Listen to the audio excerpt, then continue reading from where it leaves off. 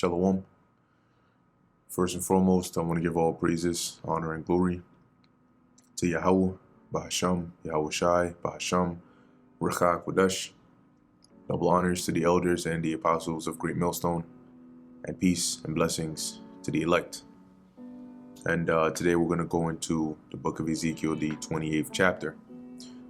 And, in Ezekiel 28, or really in Ezekiel 27, I believe it started in 26 or so, but anyway, in 27, it talks about, Tyrus, or Tyre, and, the Lord basically has Ezekiel prophesy, or as it says, take up this lamentation against them, describing their estate and their glory and how the Lord is going to bring it down. Now, when you read Ezekiel, the 28th chapter, although it mentions Tyrus, and Zidon, and so on and so forth, in the 28th chapter, it's actually more so prophetically referring to Esau, Edom, okay, a judgment that's going to be pronounced against them. Just like you have certain chapters in the scriptures that, may sound like they use obviously the names and the terms of these ancient kingdoms and societies. However, they're actually prophetically referring to something else. All right, that's called the dark sentences or the dark sayings, in the scriptures, and which is why the prophetic parts of the scriptures are more so difficult for a lot of these so-called historians to break down, because it's hard for them to decipher when it's actually talking about, the ancient time, or when it's talking about something else. It's just referring to another time period or another people. Now, in Ezekiel 28, indeed, the Lord did bring judgment against the Phoenician cities of Tyre and Sidon. But also here, when you read certain verses, you'll see that, it has to be talking about, it can be talking about the original cities. All right, because when you read certain scriptures and they talk about the place being, overthrown forever or never to be inhabited anymore, or things like that, then you understand, well, these ancient cities here, they, there's people are still inhabiting them today. All right. Anyway, this is the book of Ezekiel, chapter 28, verse 1. It says here, the word of the Lord Yahweh came again unto me, saying, Son of man, say unto the prince of Tyrus, Thus saith the Lord Yahweh, because thine heart is lifted up, and thou hast said, I am a God. I sit in the seat of God, in the midst of the seas. Yet thou art a man, and not God, though thou set thine heart as the heart of God. So this prince of Tyrus is referring to Esau, okay, collectively. Now, and more so, more specifically, they're higher up, they're elites, because they're the ones that really fit these traits or these characteristics here. And so let's get a few precepts on that. Three of them that immediately come to mind. We can go to Isaiah chapter 14. There are a few verses that link with Isaiah 14 in here. You also have 2 Thessalonians 2nd chapter, and you also have Revelation 17. Okay, so let's go back. Ezekiel 28 and 2. So it says here, say unto the prince of Tyrus, Thus saith the Lord Yahweh, because thine heart is lifted up, meaning they've become proud, right? And thou hast said, I am a God.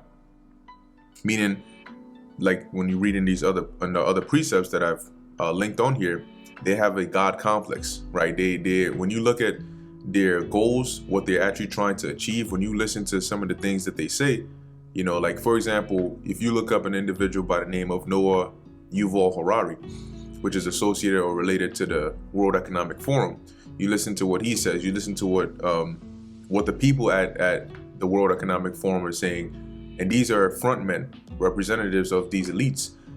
They're basically talking about crossing the threshold of just, living life as a man to now they want to be the gods of a new world. They want to design inorganic creatures. They want to surpass the God of the Bible. And they speak boldly as such. Okay, so as it says, thou hast said, I am God, or I am a God. I sit in the seat of God. So they want the ability to basically have their own creations. Right now they're saying that humans are hackable creatures. Like they're going there. Okay. And that's why ultimately they want to put a implant inside of everybody, because then that gives them total control. So they can know where you are, see where you are, have power over you, right? They want those traits of being omnipotent and omniscient and omnipresent and all that in whatever ways they can. So let's get a quick precept now. I believe in Isaiah 14. Let's see.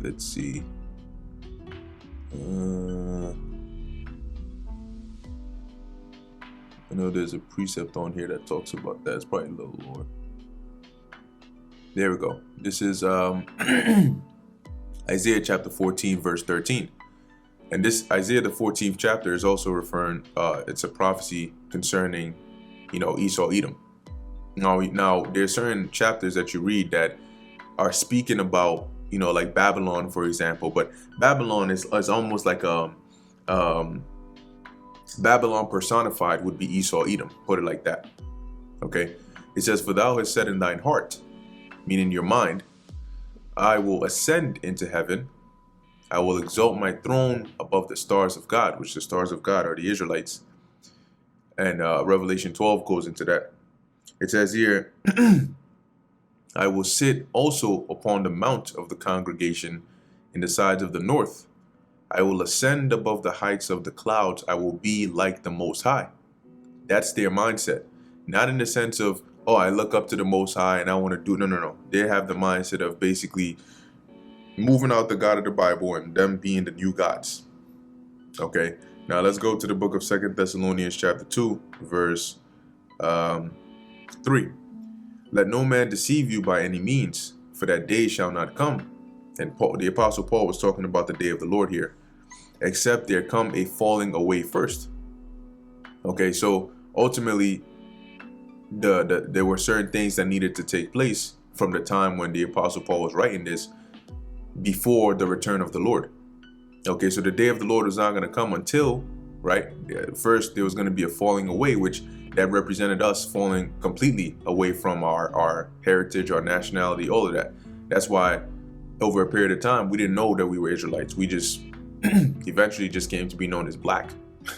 You're just black. Anyway, or Hispanics, right? And that man of sin be revealed, the son of perdition. And that's what's happening now. Okay, which is Esau, Edom. They're being revealed for who they are and also what their traits are. The whole world is seeing who they really are. "Who opposeth and exalteth himself above all that is called God, or that is worshipped, so that he as God sitteth in the temple of God, shewing himself that he is God." So the actions they take are to, put themselves in a position to almost play the role of God. And that's their inward thought. And that's why the Lord is saying here, your heart is lifted up. You've become proud. And you've said you are a God. You sit in the seat of God. Right? It says here, in the midst of the seas.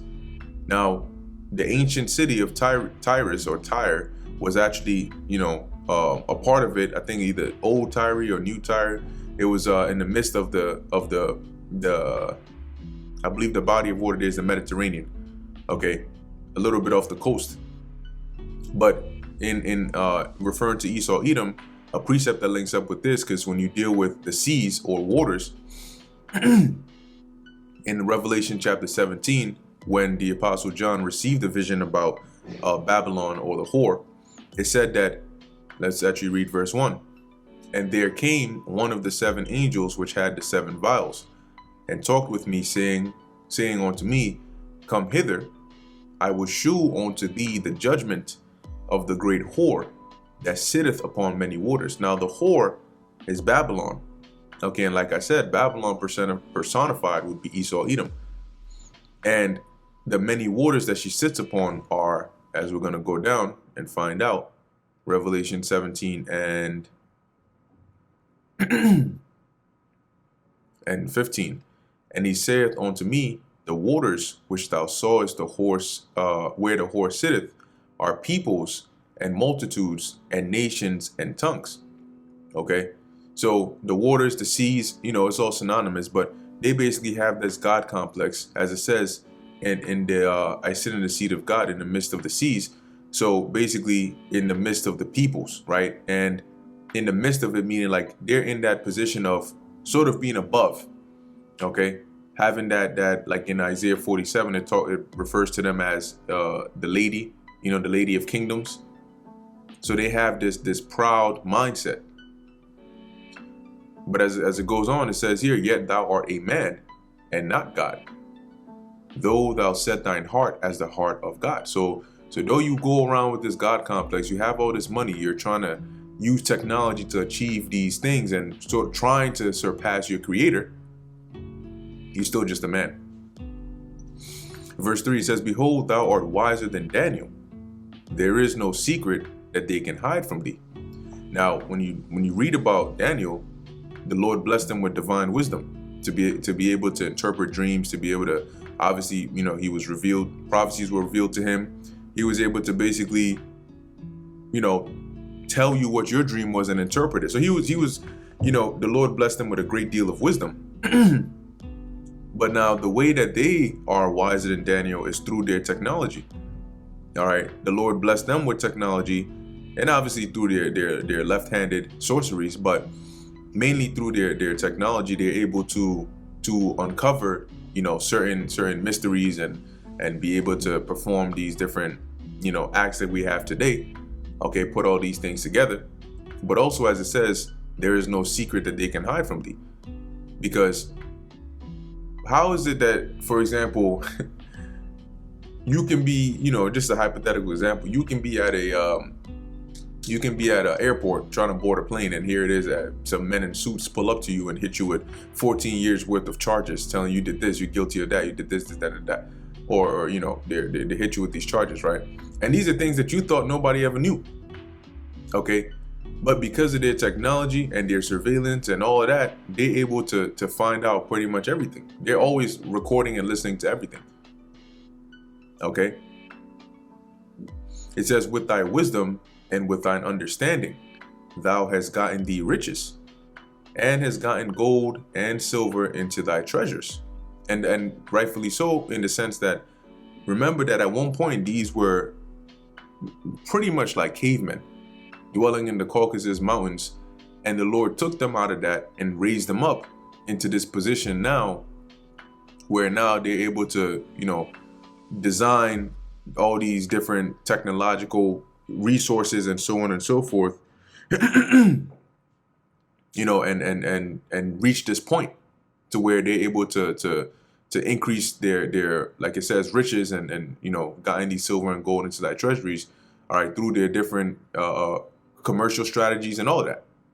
Okay, it says, by thy great wisdom and by thy traffic, which the traffic goes into their business. Okay, not like cars being jammed on the street. Okay, but even still, that's also an example of it. The reason you have cars, if you have like cars, traffic itself, where you have cars on the street and so on and so forth, ultimately that is even still a sign of a business or commerce, because somebody's either going to work or coming from work or going to the supermarket or wherever they're going. More than likely, they're bound to make some transactions. Okay. So in a city where you have a lot of business and commerce, you will have traffic. But here, traffic is referring to that. Okay. So it says here, and by thy traffic hast thou increased thy riches, and thine heart is lifted up because of thy riches. So they've become proud.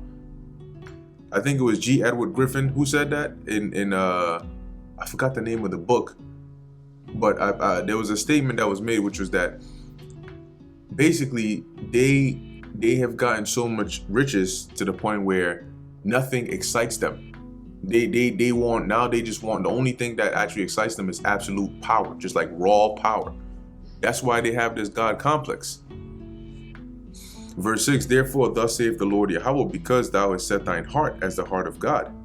Behold, therefore, I will bring strangers upon thee, and the terrible of the nations, And they shall draw their swords against the beauty of thy wisdom, and they shall defile thy brightness. Now, these strangers and the terrible of the nations are referring to these other nations that the Lord is going to bring, all right, ultimately against Esau, Edom, but more specifically against like Babylon, to put it like that. All right, this is going to happen in that third world war. And I believe in Jeremiah, precepts like Jeremiah, 50, 51, Isaiah 13. Okay, they all go into that. All right, all ye that bend the bow, gather round about her. So their swords are ultimately going into their weapons. All right, more specifically their missiles, because that's what they're going to use to, as it says, defile thy brightness, which is going to be to ultimately destroy Babylon. Okay, it says here, they shall bring thee down to the pit. And the pit is the, number one, it represents a low state, but it also represents the grave. Okay, it says, they shall bring thee down to the pit, and thou shalt die the deaths of them that are slain in the midst of the seas. Now, if you're either on a voyage or on a boat or whatever, and you die, what happens to you? Eventually, they throw your ass off the ship. I'm not talking about right now, like you being on a cruise ship or something. I'm talking about like traditionally, or like in the ancient times. Like if you were in the middle of the ocean, they would throw your body over, because if they leave your body on there, and this is like a 2-month voyage, and your body's rotten and breeding diseases, they're not going to do that. So they're going to throw you off.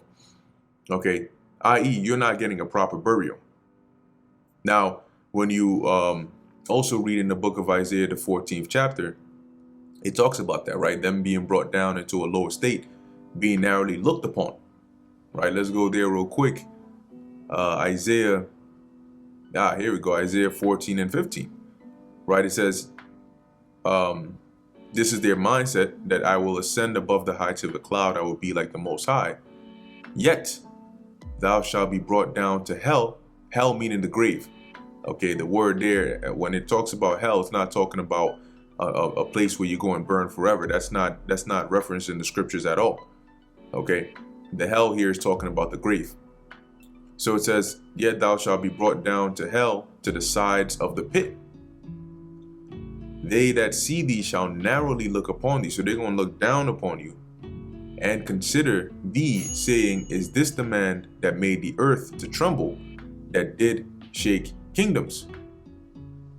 All right, it says, that made the world as a wilderness and destroyed the cities thereof, that opened not the house of his prisoners. All the kings of the nations, even all of them, lie in glory, every one in his own house. But thou art cast out of thy grave like an abominable branch, and as the raiment of those that are slain, thrust through with the sword, or with a sword, that go down to the stones of the pit, as a carcass trodden underfoot. So as the Lord is saying here in Ezekiel 28 and 8, right, that ultimately with that proud high state that you've been in, you're still not a God, and the Lord is going to bring you down. He's going to humble you down and make you realize that. Okay, when he brings these different nations against you, and they ultimately destroy you and bring you down to the grave. Okay, and you're not going to have a going out ceremony, a proper burial. You're just going to be brought down, which we know, according to many other precepts, what that's going to look like. Verse 9, wilt thou say, or wilt thou yet say before him that slaved thee, I am a God, or I am God? But thou shalt be a man, and no God, in the hand of him that slaved thee. So ultimately, who is it that's going to slay Esau, Edom, or this place? The Most High. But how is he going to do it? He's going to do it by way of setting up different events on the earth to bring about the destruction of this place. So the Lord is saying here, well, when that happens, are you gonna, as you getting destroyed, them missiles are hitting this place, are you gonna say that you're a God? You gonna say you a God then? No, you're gonna realize that you're just a man. Thou shalt die the deaths of the uncircumcised by the hand of strangers, for I have spoken it, saith the Lord Yahweh. Moreover, the word of the Lord came unto me, saying, Son of man, take up a lamentation upon the king of Tyrus, and say unto him, Thus saith the Lord Yahweh, Thou sealest up the sum, full of wisdom and perfect in beauty. Now, keep in mind, this is a lamentation, right? So that it's not literal per se. Okay, it's not gonna be like this. He's literally this. Okay, but it's in this form. It's also metaphorical to represent something. Okay, but the point that's being made here is you have Esau Edom, which is referred to here as the prince of Tyrus, but the Lord is going to bring him down because he's been proud. All right, and the Lord is going to humble him down. So it says here, thus saith the Lord, thou sealest up the sum, full of wisdom and perfect in beauty. Basically meaning that you're like you got to the point where you were likened on to like the perfection. All right, when you seal up the sum, you've basically filled it all up. When it comes to wisdom and beauty and all of that. Thou hast been in Eden, the garden of God. Every precious stone was thy covering, the sardius, topaz, and the diamond, the beryl, the onyx, and the jasper, the sapphire, the emerald, and the carbuncle, and gold. The workmanship of thy tabrets and of thy pipes was prepared in thee in the day that thou was created. Now, remember, dealing with Esau Edom, when you go back to the garden, or the Garden of Eden, the spirit of Esau Edom was there. The people were not called Edomites. It wasn't until a later point in time that they got that name, all right, of Edom. Okay, but when you actually go back to the garden, dealing with the serpent, and Eve and so on and so forth, guess what? The spirit that was in that serpent, same spirit that was, or the same kind of spirit that was in Cain, all right, that was a spirit that later came to be classified as the Edomites. Okay, so being that we are referring to or talking about Edom in this chapter, they were there, okay, in that garden. And when they were created, before they had gone off, okay, they were, like it says here, every precious stone was like covering, meaning like, it's just metaphorical to say that if you look at every precious stone being your covering, meaning like your clothes, having like these gems and, being perfectly seamed together and all of that, right, as it goes into the workmanship. But ultimately, as we keep on reading, it's gonna explain what ended up happening to them, from going from that good, perfect estate to what we're about to read. All right, so it says here, verse 14, thou art the anointed cherub that covereth, and I have set thee so. Thou wast upon the holy mountain of God, and thou hast walked up and down in the midst of the stones of fire. Now, the anointed cherub, anointed meaning chosen. Okay, but when people hear the term chosen or anointed, they initially associate it with, the second somebody's anointed or chosen, that just means they're good. But that's not always the case. Being anointed or being chosen just means you've been selected, okay, for a particular purpose. All right, that the Lord selected you to play that role. So them here being referred to as the anointed cherub that covereth, right? The Lord said, I have set thee so. So ultimately, the spirit of Esau Edom was the one that was chosen by the Lord to play the role that they've played throughout history, even up until this point. Okay, and as it says, that was upon the holy mountain of God, and has walked up and down in the midst of the stones of fire. So at that point in time, guess what? They were there in the presence of, the Lord's creation, with Israelites and all of that, right? Going back to the garden. As it says, verse 15, thou wast perfect in thy ways from the day that thou was created, till iniquity was found in thee, right? Now, one example is when you deal with Cain, right? When you go back to the garden and you deal with Cain, Cain was pretty much the first murderer, as we read about in the scriptures, right? In I forgot what chapter it was, but it mentions Cain being the or really Esau, but being the murderer from the beginning. Okay, there's also another precept that talks about them being the father of lies.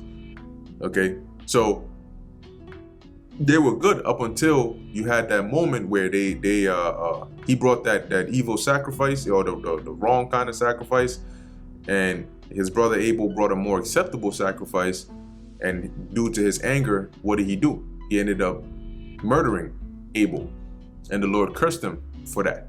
Okay, and as it says, sin lieth at the door, and unto thee shall be his desire. All right.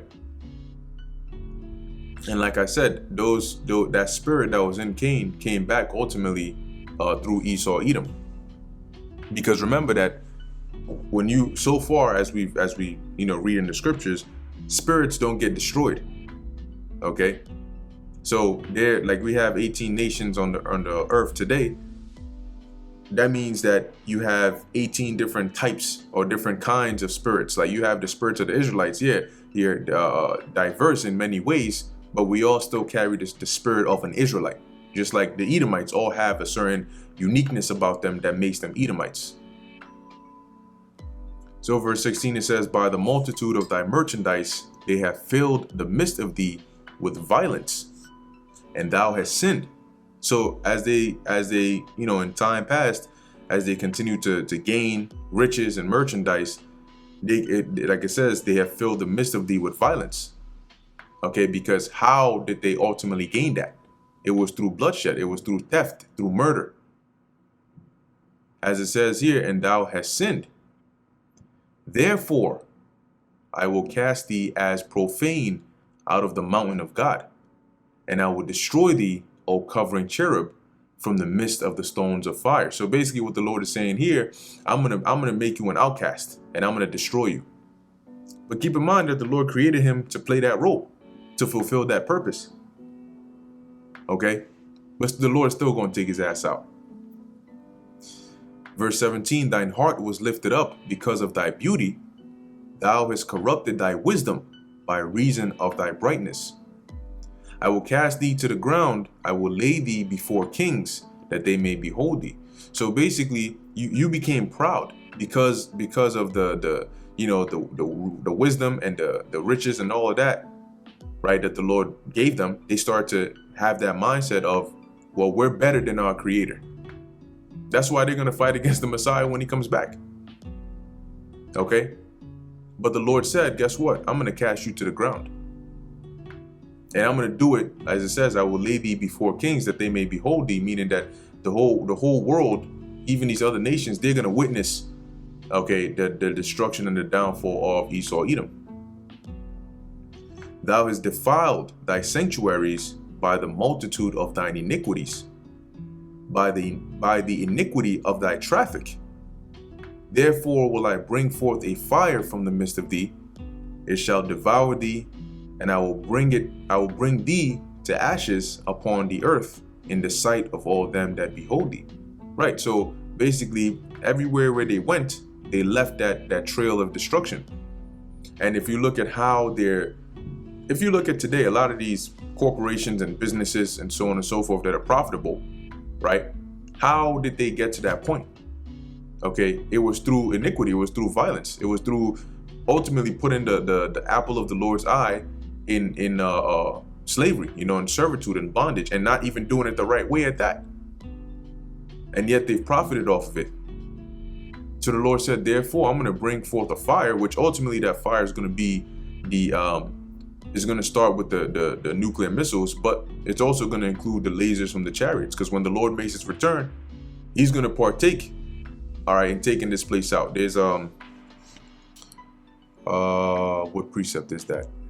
I think it's Zechariah 5. Let's see. Yeah, this is Zechariah chapter 5, verse 4. It says, I will bring it forth. This is talking about a chariot, okay? Because that's what Zechariah saw. He described it as a flying roll. And it was also likened unto the curse, okay, that goeth forth over the face of the whole earth. So the Lord said, I will bring it forth, saith the Lord of hosts, and it shall enter into the house of the thief. Now, ultimately, who is the thief? Esau, Edom. So where is his house? His main house is here in Babylon, all right, known today as America. And into the house of him that sweareth falsely by my name, and it shall remain in the midst of his house, and shall consume it with the timber thereof and the stones thereof. And how is it going to do that? By fire. Okay, just as we're reading of here, that the Lord said he was going to bring a fire and is going to devour thee, right, and bring thee to ashes upon the earth, which also links up with Malachi 4:1 and many other precepts. But as it says, in the sight of all them that behold thee. And when you read Revelation, the 18th chapter, you'll see it talks about that. Okay, how you're going to have these nations, these merchants and all of them standing afar off, seeing the destruction of this place, saying, alas, alas, for what great city, in 1 hour has this place been destroyed, for what great city was like her. Verse 19, all they that know thee among the people shall be astonished at thee. Thou shalt be a terror, and never shalt thou be anymore. Right, because when they see the destruction of this place, they're gonna be terrified. They're gonna be astonished. And the key part here, as it says, and never shalt thou be anymore. Now, when you look at the ancient Tyrus and Sidon, those regions are still inhabited today.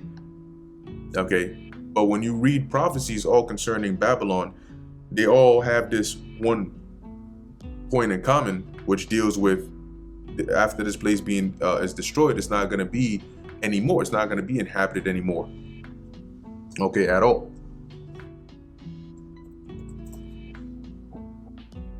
Verse 20. Again, the word of the Lord Yahweh came unto me, saying, Son of man, set thy face against Zidon, and prophesy against it. Now, once again, keep in mind, right, like Tyre and Sidon were Phoenician cities, right? So, in this sense, it's still prophetically referring to Esau, Edom. Okay, and it says here, and say, Thus saith the Lord Yahweh, Behold, I am against thee, O Zidon, and I will be glorified in the midst of thee. And how is the Lord going to do that? By bringing that judgment.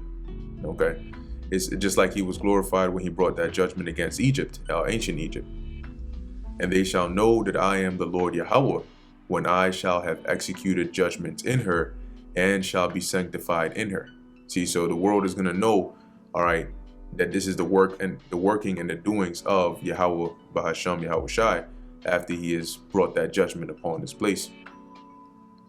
For I will send into her pestilence, and blood into her streets, and the wounded shall be judged in the midst of her by the sword upon her on every side, and they shall know that I am the Lord.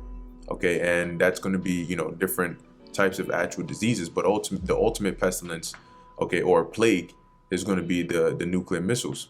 Okay, and as it says, blood into her streets, and the wounded shall be judged in the midst of her by the sword upon her on every side. So you're going to have chaos within, and you're going to have chaos without, as even now we're starting to see that brewing. Okay, the chaos without and within. It says here, and they shall know that I am the Lord Yahweh. Yeah, because today a lot of people don't actually believe or regard the work of Yahweh Ba'asham Yahweh Shai, no matter how many times we tell them. So when the Lord brings that judgment, okay, that's going to shut everything down, and everybody's going to recognize and acknowledge, all right, the one and true living power. And there shall be no more pricking, and there shall be no more a pricking briar unto the house of Israel, nor any grieving thorn of all that are round about them, that despise them, and they shall know that I am the Lord Yahweh. Because remember that when we read like the previous chapters, the Lord started pronouncing judgment against all the neighboring nations round about Israel. Okay, and they're here being referred to as like the pricking briar and the grievous thorn, like in our side.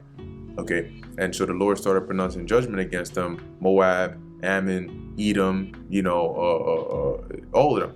Okay, all the way up until Tyre and Sidon, or Tyrus and Sidon. Okay, but when the Lord brings that judgment, okay, we're no longer going to be, in this case at least, oppressed. All right, the scriptures talk about us not staying upon him that smote us. Okay, verse 25. Thus saith the Lord Yahweh, when I shall have gathered the house of Israel from the people among whom they are scattered. And this is also prophetic, because the house of Israel is referring to the whole nation. Okay, and this gathering that the Lord is talking about has not happened yet. Okay, it didn't happen in the ancient times because after this division and the separation and the scattering of the nation of Israel, the northern kingdom came to the Americas and the southern kingdom went from captivity to captivity, and then ultimately got scattered even more.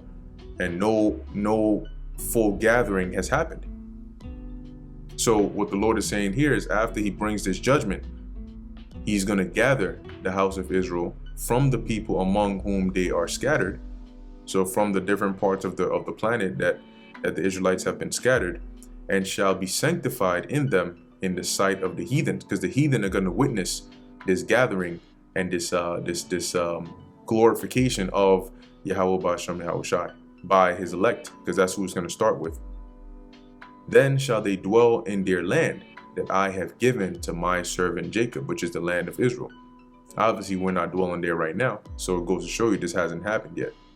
And this didn't happen historically, because since the split of the kingdom after the reign of King Solomon, all 12 tribes were never gathered back into that land. So this is prophetic, and this is going to happen after the Lord destroys and breaks down the kingdom of Esau, Edom. Verse 26, and they shall dwell safely therein, and shall build houses and plant vineyards. Yea, they shall dwell with confidence when I have executed judgments upon all those that despise them round about them. And they shall know that I am the Lord Yahweh their God. Okay, and this once again is yet to happen, though it's very close. It's still yet to happen. And this is going to be ultimately when the Lord establishes the kingdom on earth. Okay, and raises up, the Israelites, starting with the elect, to rule. All right. So anyway, that's pretty much the end of this chapter. Like I said, it's written in in a dark saying, but it's metaphorical, uses certain language, but it's referring ultimately to the destruction of Esau, Edom. So with that, Lord willing, this is edifying to the elect. In closing, I want to give all praises, honor, and glory to Yahweh, Ba'ashem, Yahushai, Ba'ashem, Racha, Kodash. And until next time, Shalom.